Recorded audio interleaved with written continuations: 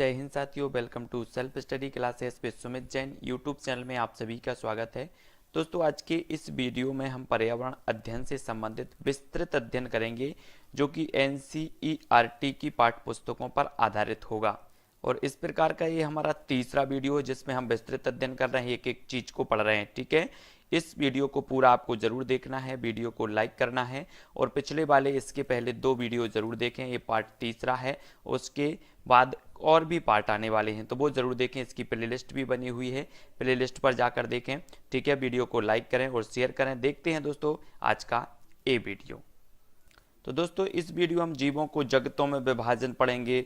Monera जगत, protista जगत, कवक क्या है, कवक के लाइकेन क्या है इसके बारे में, पादप के बारे में, पौधों के प्रकार, पौधों के भाग के बारे में जैसे जड़, तना, पत्ती, फूल, परागण, फल, बीज, इस सब के बारे में पढ़ेंगे कि कौन क्या है, किस प्रकार से ये कौन से पेड़ में तना होता है, कौन सा फल होता है, कौन सी पत्ती, कौन सी जड़ होती है, सभी की सभी जानेंगे। ठीक है, तो सभी लोग तैयार हैं इस प्रकार के अध्ययन के लिए। वीडियो को लाइक कर दें और स्टार्ट करेंगे दोस्तों आज का ये वीडियो। ठीक है, सबसे पहले तो हम देखेंगे जीवों का जगत में विभाजन। जीवों का जगत में विभाजन ये किस प्रकार से है। तो इसमें दोस्तों आपको याद क्या रखना है, जीवों जगत में विभाजन देखो कैसे प्रकार से। पिछले अध्याय में हमने देखा कि हमें कैसे पता चलता है कि कौन सी वस्तु सजीव है या फिर निर्जीव है। ये सारी की सारी चीजें हमने पिछले वीडियो में देख चुके। ठीक है, सजीवों को दो भागों में, दो जगतों में विभाजित किया गया था, पादप जगत और जो है जंतु जगत। ये दो भागों में सजीवों को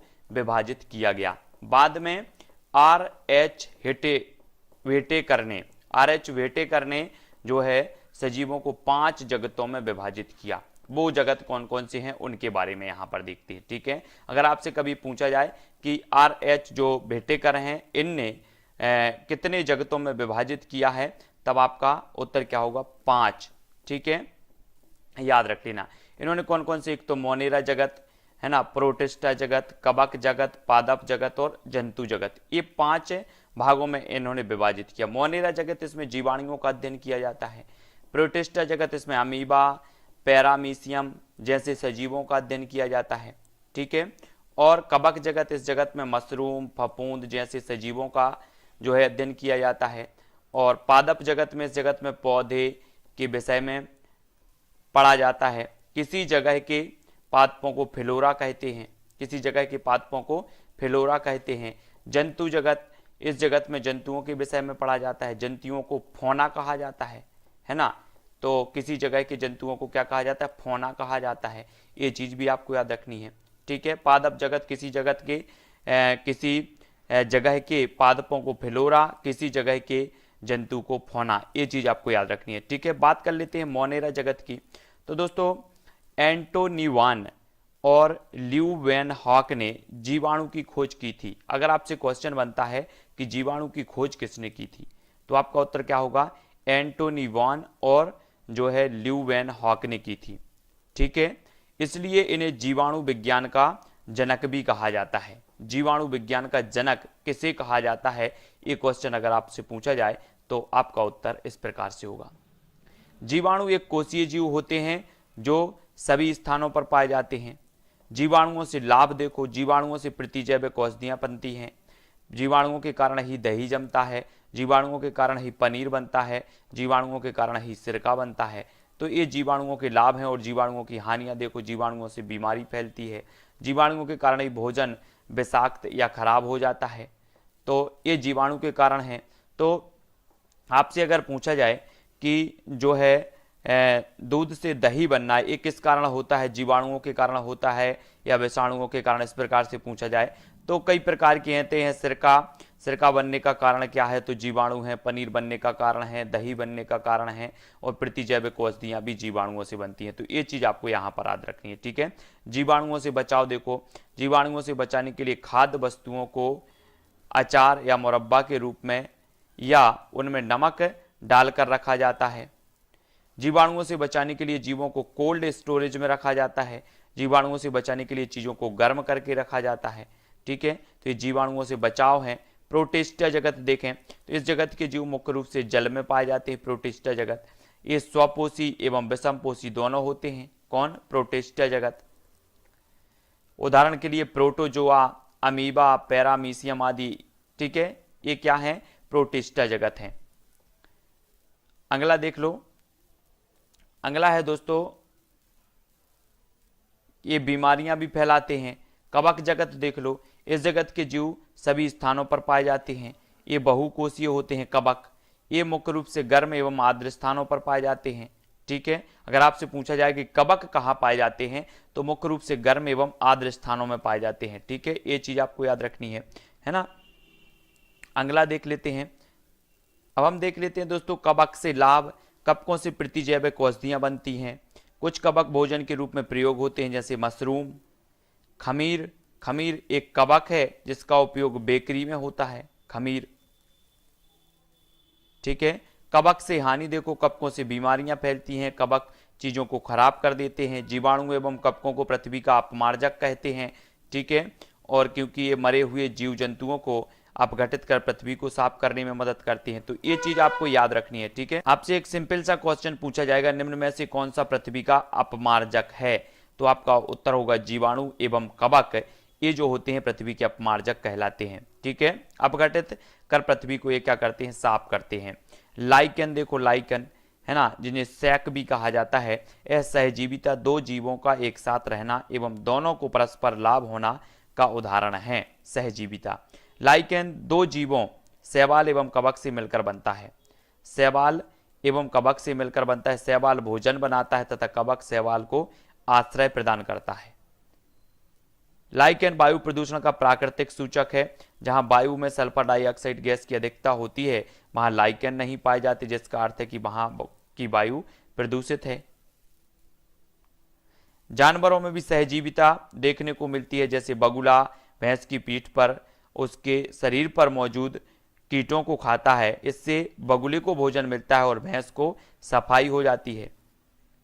ठीक ना, तो ये क्या है? सहजीविता है। तो यहां पर आप देख सकते हैं इस प्रकार से ये लाइकेन है। ठीक है, यहां पर देखो लाइकेन के बारे में आप समझ गए होंगे कि यह लाइकेन जो होते हैं सहजीविता दो जीवों का एक साथ रहना एवं दोनों को परस्पर लाभ होने का उदाहरण है। ठीक है, इस प्रकार से देखो पादप जगत, देखो पादप जगत जिन्हें फ्लोरा कहा जाता है, इस जगत में वनस्पतियों के विषय में पढ़ा जाता है। ठीक है, थियोफ्रेस्टस को वनस्पति विज्ञान का जनक माना जाता है। पौधे हमारे पर्यावरण के अभिन्न अंग हैं। अगर पौधे ना होते तो हमारा पर्यावरण जो है क्या हो जाता? हमारा पर्यावरण सजीव रहित हो जाएगा, सजीव रहित हो जाएगा। यहां पर आपको देखना है दोस्तों, एक क्वेश्चन यहां से आपका बनेगा। कौन सा बन रहा है? देखो कि वनस्पति विज्ञान का जो जनक माना जाता है, वनस्पति विज्ञान का जो जनक है वो किसे कहा जाता है? तब आपका उत्तर होना चाहिए किसे कहा जाता है वनस्पति विज्ञान का जनक? यहां पर देखो थियोफ्रेस्टस को वनस्पति विज्ञान का जनक माना जाता है। ये चीज याद रखनी है। पूरा वीडियो जरूर देखना है दोस्तों, ऐसे अनेकों क्वेश्चन आपके क्लियर हो जाएंगे। पर्यावरण में कुछ भी नहीं बचेगा, क्योंकि पौधे जंतुओं एवं विषमपोषी जो है को प्रत्यक्ष अप्रत्यक्ष रूप से भोजन प्राप्त करते हैं। ठीक है, पौधे के प्रकार देख लेते हैं। आकार के आधार पर पौधे के 3 प्रकार हैं। अगर आपसे पूछा जाए कि आकार के आधार पर पौधे के कितने प्रकार हैं? 3 प्रकार। कौन कौन से? शाक, झाड़ी और वृक्ष। ये आकार के आधार पर होते हैं 3 प्रकार के। ठीक है, तो यहां पर सबसे पहले देखें शाक, तो ये छोटे होते हैं। इनका तना कोमल एवं हरे रंग का होता है। इनमें बहुत सारी शाखाएं, टहनियां नहीं होती। उदाहरण जैसे धनिया, गेहूं, धान, मेथी, पालक, ये क्या है? शाक पौधे के उदाहरण हैं। यहां से आपका क्वेश्चन बनेगा निम्न में से बताइए कौन सा शाक पौधे का उदाहरण है। तब आपको पता होनी चाहिए धनिया, गेहूं, धान, मेथी, पालक, ये शाक पौधे के उदाहरण माने जाते हैं। ठीक है, यहां पर आप देख सकते हैं इस प्रकार से। और बात कर लेते हैं दोस्तों झाड़ी। ये शाक से बड़े होते हैं, ये शाक से बड़े होते हैं। इनका तना कठोर होता है पर ज्यादा मोटा नहीं होता। इनमें कई सारी शाखाएं होती हैं जो तने के आधार के पास से निकलती हैं। जैसे बात करें गुलाब, नींबू, गुड़हल, ये क्या होते हैं? झाड़ी होती हैं। ठीक है, तो आपसे अगर पूछा जाए कि निम्न में से कौन सा झाड़ी पौधों का उदाहरण है, तो आपको पता होनी चाहिए गुलाब, नींबू, गुड़हल, ये झाड़ी पौधों के उदाहरण माने जाते हैं। ठीक है, नेक्स्ट देखेंगे वृक्ष। ये झाड़ी से बड़े होते हैं, है ना। यहां पर आप देख रहे होंगे दोस्तों ये झाड़ी पौधे ये हैं, इस प्रकार के झाड़ी पौधे हैं और ये आपका वृक्ष का उदाहरण है। ठीक है, इसे हम क्या कहेंगे? वृक्ष कहेंगे। ठीक है। तो इसका तना कैसा होता है, मोटा गहरे भूरे रंग का होता है। इनमें कई सारी शाखाएं होती हैं जो तने के ऊपरी भाग से निकलती हैं। आम, अमरूद, जामुन, नीम, कीकर, पीपल आदि ये क्या है, वृक्ष के उदाहरण हैं। ठीक है। उपरोक्त विभाजन के अलावा उन पौधों को जो अत्यंत कमजोर होते हैं एवं सीधे खड़े नहीं हो सकते, है ना, दो भागों में विभाजित किया गया है। यहाँ पर देखो बिसर्पी लता और आरोही लता। ठीक है। तो बिसर्पी लता देखते हैं, ये पौधे जमीन पर फैल जाते हैं। आपने देखे होंगे कुछ पौधे जमीन पर, पुदीना, तरबूज, खरबूज, खीरा, है ना, ये पौधे क्या होते हैं कि खड़े नहीं हो सकते, लेकिन ये जमीन पर इस प्रकार से फैल जाते हैं। ठीक है। इन पौधों को क्या कहा जाता है, बिसर्पी लता कहा जाता है। अगर आपसे पूछा जाए कि निम्न में से कौन सा बिसर्पी लता प्रकार का पौधा है, तब आपको पता होनी चाहिए पुदीना, तरबूज, खरबूज, खीरा, ये बिसर्पी लता जो है प्रकार का पौधा माना जाएगा। अगला देखेंगे आरोही लता, ये किसी ढांचे की सहायता से ऊपर चढ़ जाते हैं। मनी प्लांट, मटर आदि, यहां पर देखो ये क्या है, आरोही लता है, आरोही लता। ठीक है। तो ये चीज आपको याद रखनी है। तो आरोही लता और बिसर्पी लता, है ना। अगला देखेंगे पौधे के भाग। पौधे के भाग में लगभग सभी पौधों में जड़, तना, पत्ती एवं फूल पाए जाते हैं। शैवाल में ये चीजें नहीं दिखाई देती हैं। ठीक है। तो यहां पर देखें, ये है आपका पौधा।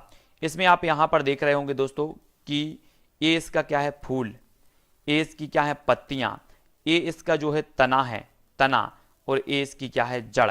तो ये आप फूल, पत्ती, तना, जड़ तो सभी लोग जानते हैं। ठीक है। यहां पर और भी आपको क्लियर हो गई जानकारी। और भी यहां पर देख लेते हैं जड़। जड़ पौधे का भूमिगत भाग है जो हरे रंग का नहीं होता। जड़ के कार्य देखो, ये जड़ हो गया। ठीक है। जड़ पौधों को जमीन में जकड़ करके रखती है। जड़ मिट्टी में मौजूद जल एवं खनिज पदार्थों को अवशोषित करती है। कुछ जड़ें भोजन एकत्रित करती हैं। जड़ के प्रकार, जड़ मुख्य रूप से दो प्रकार की होती है दोस्तों। यहां पर देखो जड़ कितने प्रकार की, एक होती है मूसला जड़, ये यहां पर आप मूसला जड़ देख रहे होंगे, और एक होती है झकड़ा जल। ठीक है। ये झकड़ा जल देख रहे हैं। तो इस प्रकार से जड़ दो प्रकार की होती है। ठीक है। अब आपसे पूछा जाए कि मूसला जड़ें जो होती हैं वो मटर, चना, सरसों, तुलसी, जामुन, आम आदि जो पौधे होते हैं उनमें पाई जाती है कौन सी जड़, मूसला जड़। अगर आपसे पूछा जाएगा निम्न में से बताइए किसमें मूसला जड़ पाई जाती है, तब आपको पता होनी चाहिए ना कि मटर, चना, सरसों, इसमें मूसला जड़ पाई जाती है।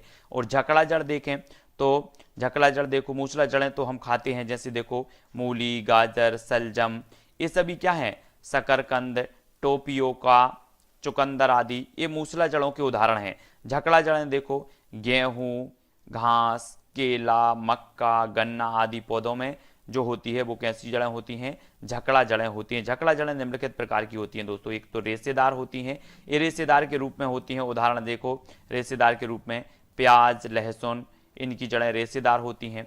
दूसरी जो होती है इस प्रकार से देख सकते हैं आप झकड़ा जड़ों के उदाहरण, परजीवी, ये जड़ें दूसरे पौधों के ऊपर रहती हैं।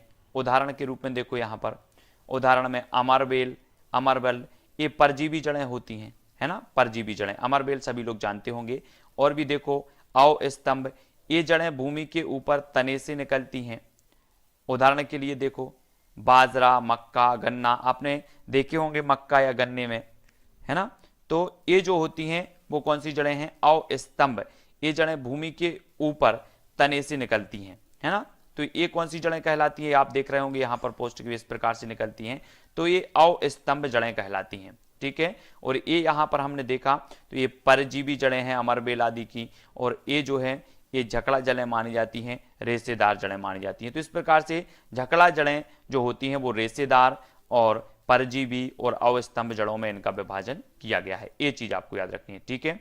स्तंभ ये जड़ें टहनियों से निकलती हैं और खंभों की तरह होती हैं। उदाहरण है बरगद, ये स्तंभ इस प्रकार से देखो ये बरगद का है और यहां से निकल आती हैं और यहां नीचे लग जाती हैं। इस प्रकार से सभी लोग देख ले होंगे, ये स्तंभ जड़ें कहलाती हैं। कौन सी जड़ें हैं, स्तंभ जड़ें ये कहलाती हैं। ठीक है। और भी देखते हैं नोट स्तंभ एवं स्तंभ जड़ों वाले पौधों में जमीन के नीचे भी जड़ें होती हैं। ठीक है। तना देख लेते हैं दोस्तों, तना क्या है और जड़ें क्या है, ये चीज भी आपको इसमें अंतर आपको पता होनी चाहिए। तना पौधे का वह भाग है जो जड़ द्वारा अवशोषित जल और खनिज पदार्थों को पत्ती और पौधों के जो है भागों तक, अन्य भागों तक पहुंचाता है। तना पौधे का वह भाग है जो जड़ द्वारा अवशोषित जल और खनिज पदार्थों को पत्ती और पौधों के द्वारा अन्य भागों तक पहुंचाता है। तने से पत्तियां और टहनियां निकलती हैं, ठीक है। और देखो, कुछ पौधों के तने जमीन के नीचे होते हैं जिनको हम खाते हैं, जैसे कि आलू, प्याज, अदरक, लहसुन, हल्दी, है ना। अब आपको पता होनी चाहिए आलू, प्याज, अदरक, लहसुन, हल्दी ये सभी तने के उदाहरण हैं, ठीक है। ये क्या है? तने। आलू भी तना है, प्याज भी, अदरक, लहसुन, हल्दी ये सभी तने के उदाहरण हैं। और तना हरा या भूरे रंग का होता है। अगर आपसे पूछा जाएगा निम्न में से बताइए कौन सा तना है, तब आपको पता होनी चाहिए आलू, अदरक, हल्दी, प्याज ये सभी तने के उदाहरण हैं। पत्ती देखो, पत्तियां तने और टहनियों से निकलती हैं। अलग अलग पौधों की पत्तियों का आकार अलग अलग होता है। मक्के की पत्तियां लंबी होती हैं, पीपल की पत्तियां जो है पान जैसी दिखती हैं, नीम की पत्ती में कई सारी छोटी छोटी पत्तियां होती हैं, चिड़ की पत्तियां सुई जैसी होती हैं, गुलाब की पत्तियां धारीदार होती हैं। आपसे एक क्वेश्चन पूछा भी गया है पहले कि नीम की पत्तियां कैसी होती हैं, तो नीम की पत्तियां सुई जैसी होती हैं। इस प्रकार से आपको याद रखनी है ना, तो याद रखेंगे सभी लोग। और पत्तियां मुख्य रूप से हरे रंग की होती हैं, परंतु कुछ पौधों की जो पत्तियां होती हैं वो लाल, बैगनी या पीले रंग की भी होती हैं, ठीक है। ये चीज भी याद रखनी है। पत्तियों के कार्य देखो, पत्तियों से जल वाष्प के रूप में निकलता है, पत्तियों से जल वाष्प के रूप में निकलता है, जिसे बाष्पोत्सर्जन कहा जाता है ना। कहाँ से निकलता है जल? वाष्प के रूप में निकलता है पत्तियों से, जिसे बाष्पोत्सर्जन कहा जाता है, ठीक है।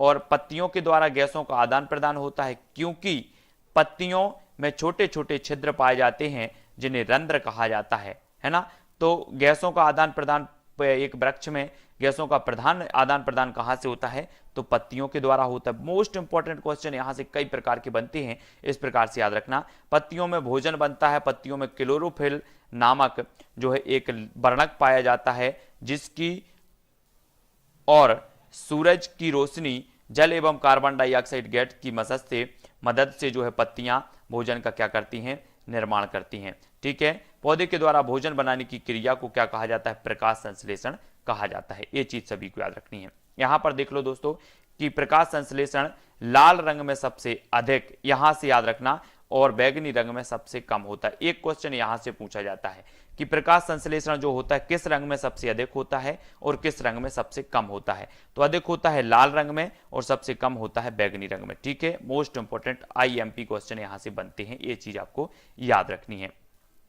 कैक्टस, जैसे कि नागफनी कहा जाता है, पौधे में प्रकाश संश्लेषण उसके हरे तने में होता है, क्योंकि पत्तियां कांटों का रूप ले लेती हैं, है ना। तो इसके हरे तने में जो है प्रकाश संश्लेषण होता है। पत्तियों की खुशबू से पता चल जाता है कि वे किस पौधे की पत्तियां हैं, जैसे पुदीना, धनिया, आम, नीम, आबू, है ना, नींबू आदि। इनकी खुशबू से ही पता चल जाता है कि वो किस वृक्ष की पत्तियां हैं। पत्तियों के ऊपर जो रेखाएं दिखाई देती हैं उन्हें सिरा कहा जाता है। क्या कहा जाता है? सिरा। और सिराओं की व्यवस्था सजावट सिरा विन्यास कहलाती है। सिरा विन्यास दो प्रकार की होती है, तो इनको अपन जानते हैं दो प्रकार की। ये देखो दोस्तों, एक जालिका और एक समानांतर, ठीक है। ये दो प्रकार की होती है सिरा विन्यास, एक तो जालिका होती है, एक समानांतर होती है। यहां पर देख लेते हैं सबसे पहले जालिका सिरा विन्यास। जालिका सिरा विन्यास में सिराएं एक जाल के रूप में होती हैं, जबकि समानांतर सिरा विन्यास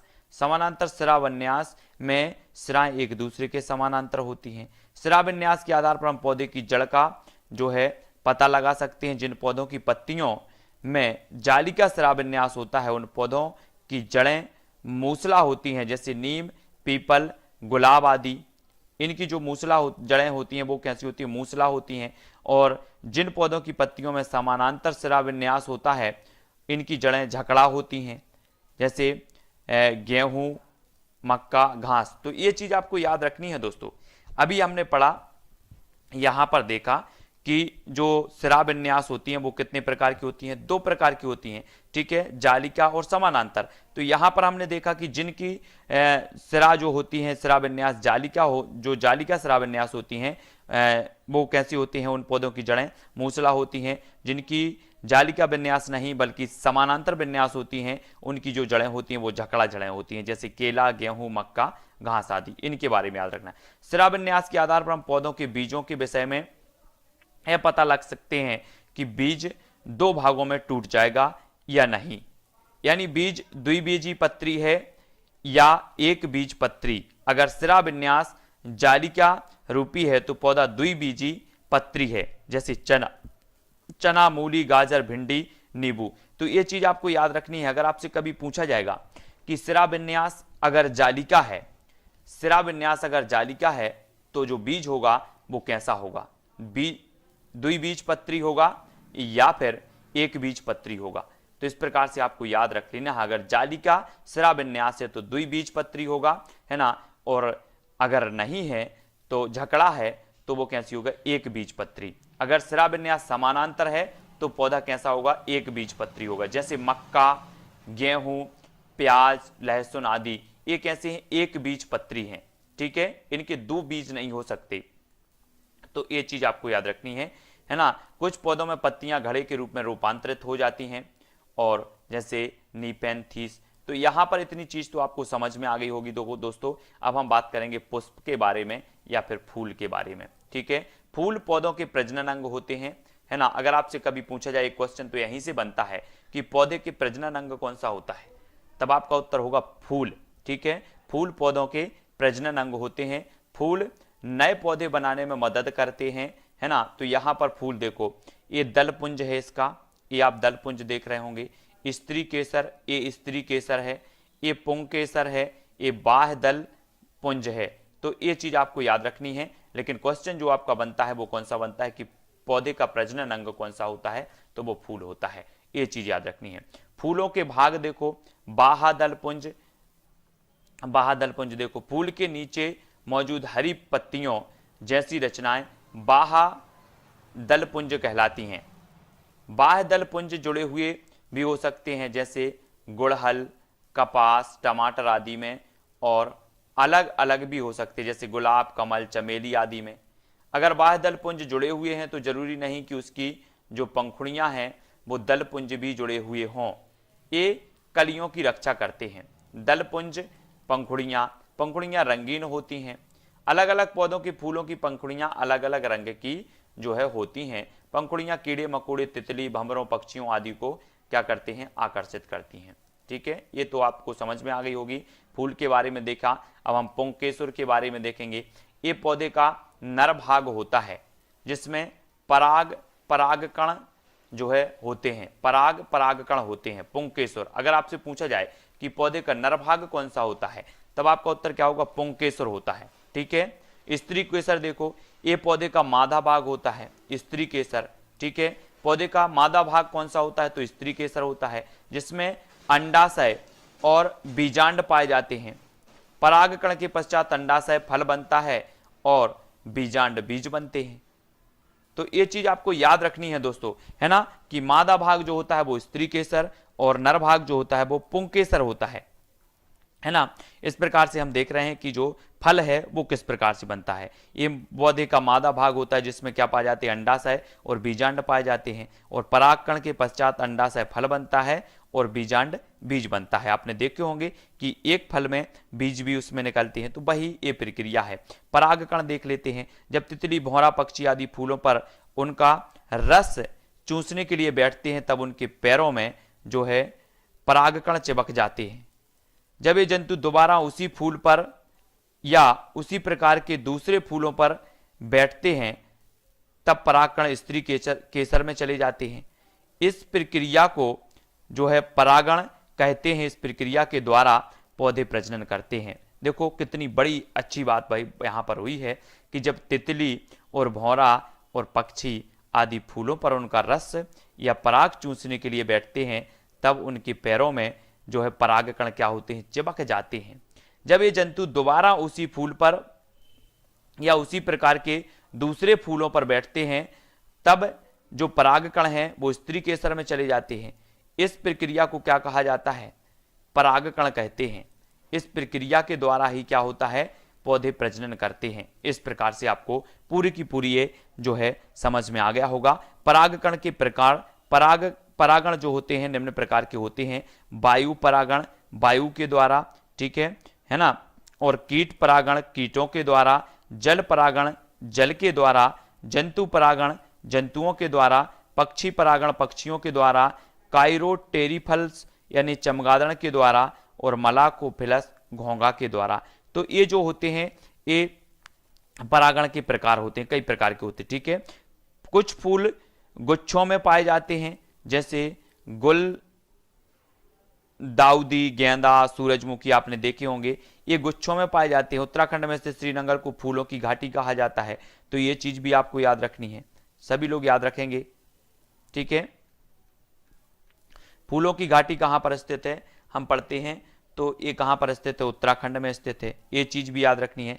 सबसे बड़ा जो फूल है वो क्या है, रेफलेसिया का सबसे बड़ा फूल माना जाता है रेफलेसिया, है ना। और सबसे छोटा जो फूल माना जाता है वो बूलफिया, ये चीज भी याद रखनी है। अगर आपसे पूछा जाए कभी कि सबसे छोटा फूल जो है वो कौन सा है, तो बूलफिया है, और सबसे बड़ा जो फूल है वो कौन सा है, रेफलेसिया का है, ठीक है, ये याद रखना है। और भी देख लेते हैं आगे। फूलों के उपयोग, फूलों से माला बनाई जाती है, फूलों से दवाई बनाई जाती है जैसे गुलाब, फूलों से रंग बनाए जाते हैं जैसे गुलाब, गेंदा, जीनिया, फूलों से इत्र बनाए जाते हैं, गुलाब, चमेली। तो ये फूलों के उपयोग होते हैं दोस्तों, ठीक है। फूलों को खाया जाता है जैसे कचनार, केला, सहजन, तुरई, कद्दू, सीताफल, ये जो होते हैं फूलों को खाया जाता है, ठीक है। लौंग, केसर भी फूलों से मिलता है। फल देख लो, फल के बारे में देखें तो फल फूलों के अंडाशय भाग से बनते हैं। किस भाग से बनते हैं, अंडाशय भाग से। फल के 3 भाग होते हैं, बाह्य फल भित्ति, मध्य फल भित्ति और अंतः फल भित्ति। अगर आपसे पूछा जाए कि फल के कितने भाग होते हैं, तब आपका उत्तर होगा 3, है ना। एक बाह्य फल भित्ति, मध्य फल भित्ति और अंतः फल भित्ति। ये सारी की सारी चीजें आपको याद रखनी है ना। और ये फल के उदाहरण देखो, सेव, केला, नाशपाती, अमरूद, अनानास, और ये क्या है, फल हैं। टमाटर, कटहल, सीताफल, नींबू फल हैं, ये सभी याद रखनी है, ठीक है। बीज देखो, बीज फूलों में पाए जाने वाले बीजांड बीज बन जाते हैं। बीज खाए जाते हैं जैसे दालें, मूंगफली, गेहूं, चावल। बीजों से तेल निकाला जाता है जैसे सूरजमुखी, सरसों आदि, है ना, इनसे तेल भी निकाला जाता है। बीजों के अंकुरण के लिए 2 आवश्यक तत्व हैं, कौन कौन से, नमी और वायु। बीजों के अंदर भ्रूण होता है जो आवश्यक तत्व मिलने पर अंकुरित हो जाता है, तो नमी और वायु ये होते हैं। बीज 2 प्रकार के होते हैं, एक बीज पत्री और द्विबीजपत्री, ठीक है। इस प्रकार से अगर आपसे पूछा जाएगा निम्न में से बताइए कौन सा एक बीज पत्री जो है बीज है, तो आपको पता होना चाहिए कि जो प्याज, गेहूं, मक्का, चावल, नारियल आदि ये एक बीज पत्री होते हैं। द्विबीजपत्री देखो, मूली, सरसों, इमली, संतरा, टमाटर, ये क्या कहलाते हैं, द्विबीजपत्री कहलाते हैं। तो आपको याद रखने हैं। पौधों में जाइलम और फिलोएम नामक 2 ऊतक पाए जाते हैं। जाइलम जल का संवहन करता है तथा फिलोएम भोजन का संवहन करता है। अब ये चीज भी आपको याद रखना है कि निम्न में से बताइए जो पौधों में पाए जाने वाले ऊतक नहीं है या फिर ऊतक है, तो इसमें 2 प्रकार के ऊतक पाए जाते हैं, एक जाइलम, एक फिलोएम। तो यहां पर हमने देखा कि जाइलम जल का संवहन करता है और जो फिलोएम है ये भोजन का संवहन करता है, तो ये चीज याद रखनी है। अगला देख लो क्वेश्चन, कुछ विशेष पेड़ पौधे देखो। क्रोटन, यह पौधा यह बता देता है कि फसल को कब पानी चाहिए, क्रोटन है, ठीक है। इस पौधे को मुख्य फसल के साथ बो दिया जाता है। इस पौधे की जड़ें जमीन में ज्यादा नीचे नहीं जाती। इस पौधे के पत्ते मुरझाने लगते हैं तब पता चल जाता है कि जो है फसल को क्या चाहिए, पानी की जरूरत है, ये है, ठीक है। तो इसको जो है ये क्रोटन है। पीपल देखो, यह एक विशाल पेड़ है। इस पेड़ की खासियत यह है कि यह 24 घंटे ऑक्सीजन देता है, ये चीज भी याद रखनी है। आपसे अगर पूछा जाए कि निम्न में से बताइए कौन सा वृक्ष है जो 24 घंटे ऑक्सीजन देता है, तब आपका उत्तर होगा पीपल, ठीक है, याद रखो। इस को बोधि वृक्ष भी कहते हैं क्योंकि गौतम बुद्ध ने इस वृक्ष के नीचे ज्ञान प्राप्त किया था। तो अगर आपसे पूछा जाए कि बोधि वृक्ष किसे कहा जाता है, तो पीपल के वृक्ष को कहा जाता है, ठीक है। इस वृक्ष की जो पत्तियां हैं वो हमेशा हिलती रहती हैं, ये चीज पीपल के बारे में देखो। बरगद के बारे में, यह भी एक विशाल पेड़ है। इसके छत्र का फैलाव बहुत अधिक होता है। इसके छत्र को सहारा देने के लिए इसकी शाखाओं से जो है जड़ें निकलती हैं। जिन्हें स्तंभ जड़ कहा जाता है। इस पेड़ में जमीन के भीतर भी जड़ें होती हैं। ठीक है, यहां पर देखो ये आपका पीपल का है, इस प्रकार से ये स्तंभ जड़ें हैं, यहां से आप देख रहे होंगे। ठीक है, तो ये स्तंभ जड़ें होती हैं। और भी देखो केला, देखो केला पेड़ नहीं है, यह एक शाख है। केला क्या है? एक शाख है। एक क्वेश्चन यहां से जरूर बनता है दोस्तों, निम्न में से बताइए कौन सा वृक्ष का उदाहरण नहीं है? तो आपका उत्तर क्या हो जाएगा? केला। केला काय का उदाहरण है? शाख का उदाहरण है। हमने ऊपर पढ़े हैं आकार के आधार पर वृक्षों के 3 प्रकार पढ़े हैं। ठीक है, झाड़ी वृक्ष है ना, शाख वृक्ष, और जो है जो बड़े वृक्ष होते हैं उनके बारे में। ठीक है, तो इस प्रकार से केला पेड़ नहीं है, यह एक शाख है, क्योंकि इसका जो तना होता है वो क्या होता है? हरा एवं कमजोर होता है। ठीक है, केले के फल एवं फूल कहा जाते हैं। नेपेंथियस घटपर्णी के बारे में देखो, यह एक कीट भक्षी कीड़े मकोड़े को खाने वाला पौधा है ना। यह कीड़े मकोड़े के अलावा मेंढक, चूहे एवं जीवों को खा जाता है। तो यहां पर देखो यह है आपका कीट भक्षी पौधा, जिसका नाम क्या है?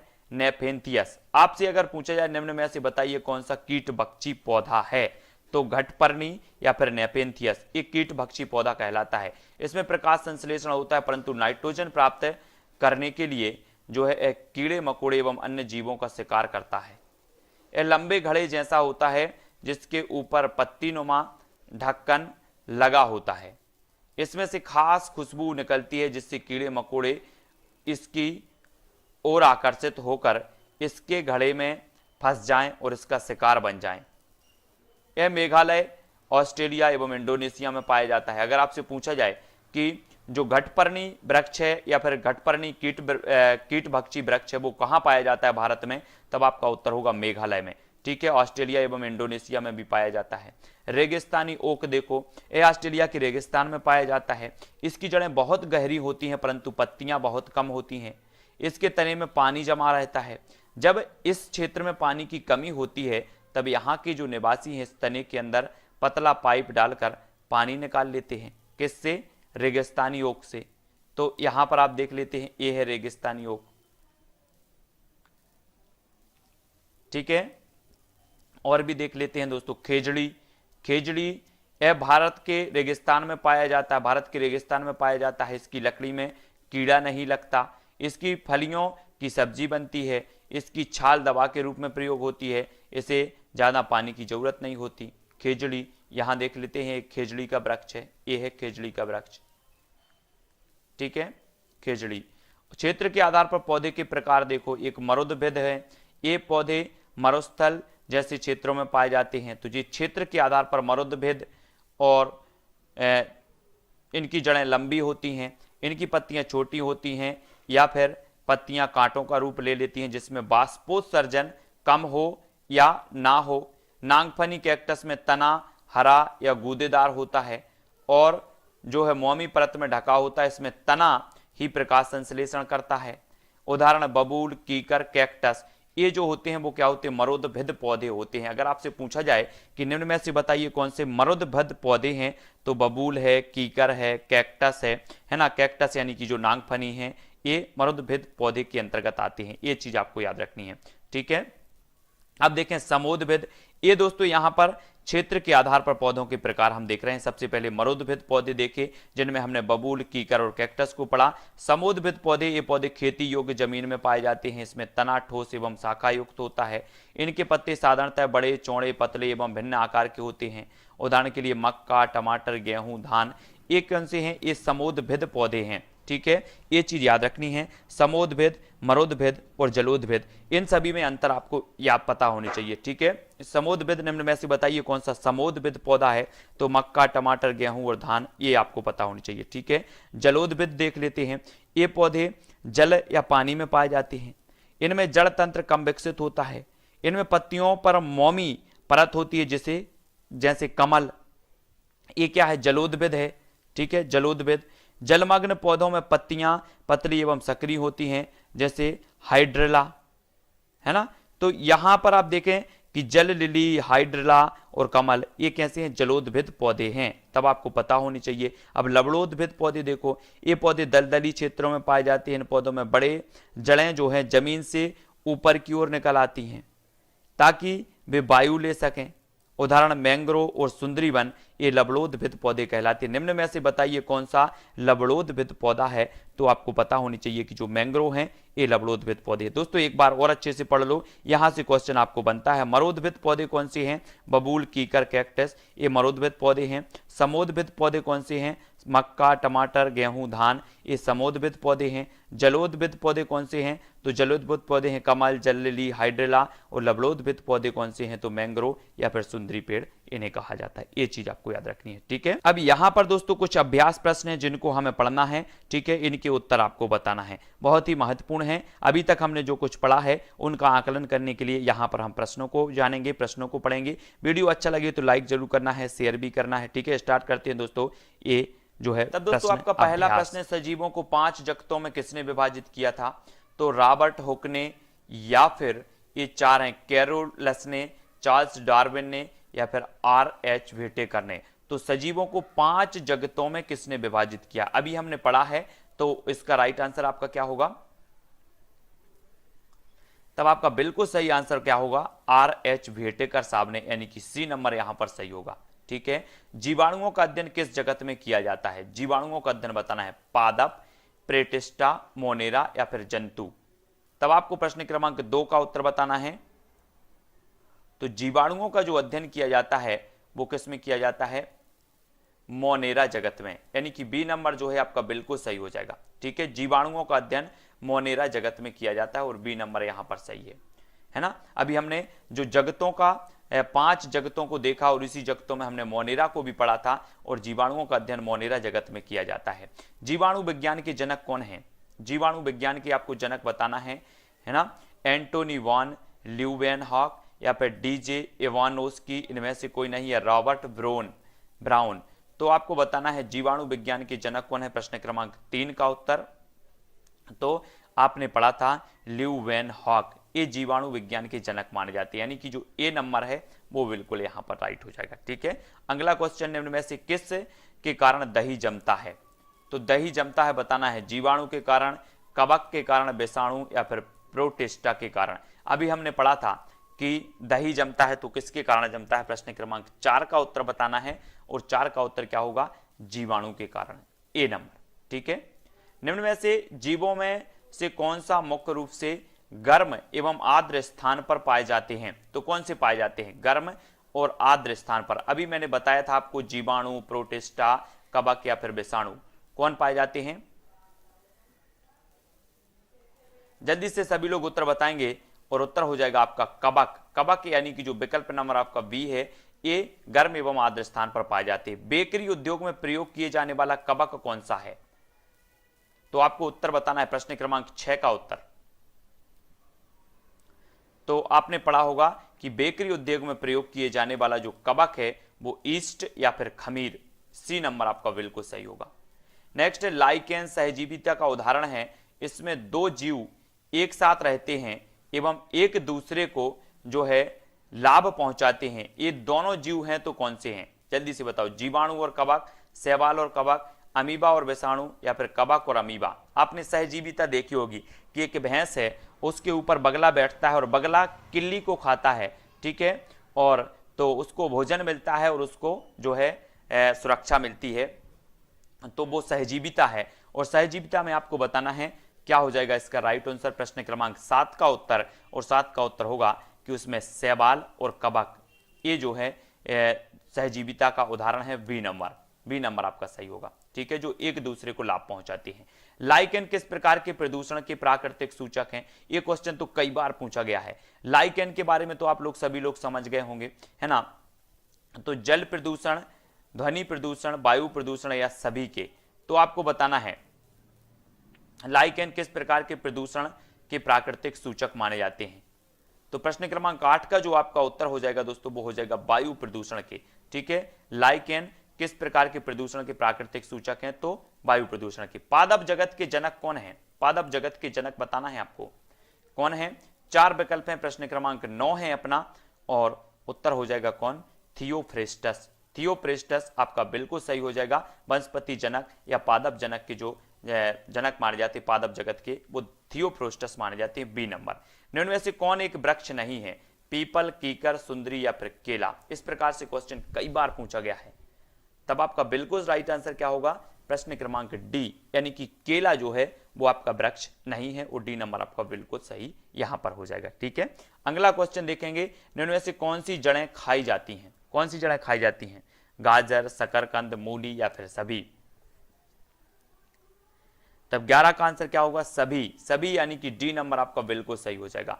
अमरबेल उदाहरण है दोस्तों रेशेदार जड़ का, परजीवी जड़ का, या फिर अवस्तंभ जड़ का, या स्तंभ जड़ का। तो अमरबेल के बारे में आप जानते होंगे और हमने पढ़ा भी है अभी कि अमरबेल जो है वो क्या होती है, कौन सा उदाहरण है, वो है परजीवी जड़, यानी कि जो विकल्प नंबर वी है वो यहां पर बिल्कुल राइट आंसर होगा। ठीक है, आलू, प्याज, अदरक आदि खाए जाने वाला भाग है तो कौन सा है, जड़ है, पत्तियां हैं, तना है या फिर फूल है। प्रश्न क्रमांक 13 का उत्तर हमें बताना है।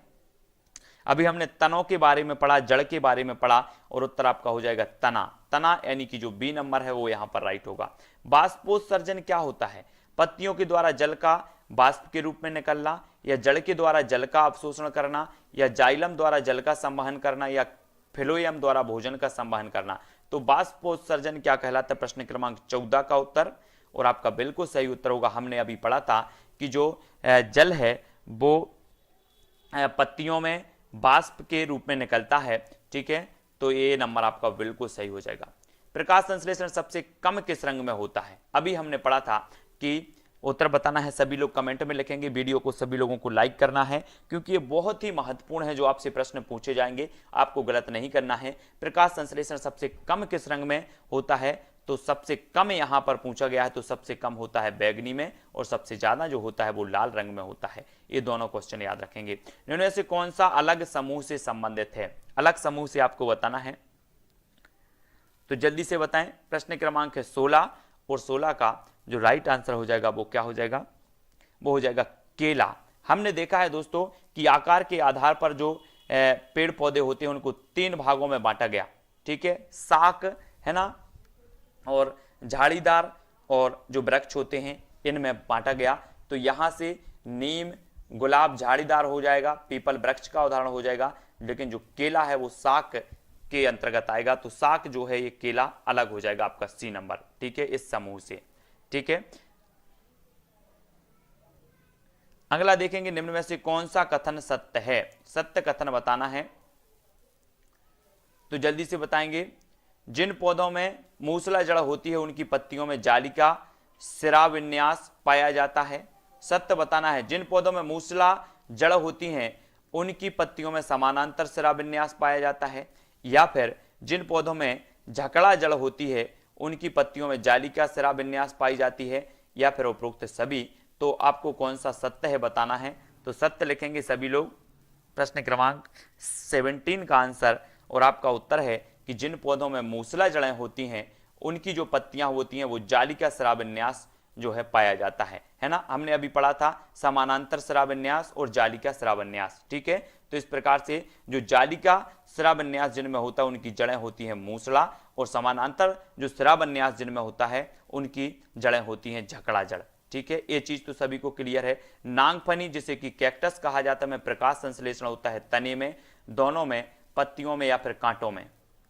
प्रश्न क्रमांक 18 का उत्तर लिखना है, तो नांगफनी में प्रकाश संश्लेषण होता है दोस्तों तने में। तने यानी कि जो विकल्प नंबर 1 है वो यहां पर बिल्कुल सही, याद रख लेना। अगर आपसे नांगफनी ना पूछ के कैक्टस पूछा जाता है तब आपको पता होनी चाहिए तने में। ठीक है, पौधे का प्रजनन अंग कौन सा है, पौधे का प्रजनन अंग आपको बताना है, तब आपका बिल्कुल जो सही आंसर होगा वो क्या होगा, फूल। फूल यानी कि जो विकल्प नंबर आपका डी है वो बिल्कुल यहां पर सही हो जाएगा। तो दोस्तों यहां पर हमने जो है पेड़ पौधों के बारे में पढ़ा, और साथ ही अभ्यास प्रश्नों को भी यहां पर जाना और अपना आकलन सभी लोगों ने किया है। ठीक है, वीडियो कैसा लगा कमेंट के माध्यम से बताएं। सभी लोगों को लाइक करना है, शेयर करना है, एक प्रयास किया जा रहा है। बहुत सारे वीडियो, 2 वीडियो इसके पहले अपलोड हो चुके हैं, उनको भी जरूर देखें, और एक जो ये वीडियो है ये आप तक प्रेषित किया गया, और ऐसे अनेकों वीडियो आने वाले हैं जो आपके लिए बहुत ही उपयोगी होंगे। इनको मिस मत करना पूरे के पूरे वीडियो को। ठीक है, सभी लोगों को देख लेना है। तो दोस्तों वीडियो को लाइक करना है, शेयर करना है और टेलीग्राम से ग्रुप से जुड़ जाना है। ठीक है, तो आज के वीडियो के लिए बस इतना ही। जय हिंद।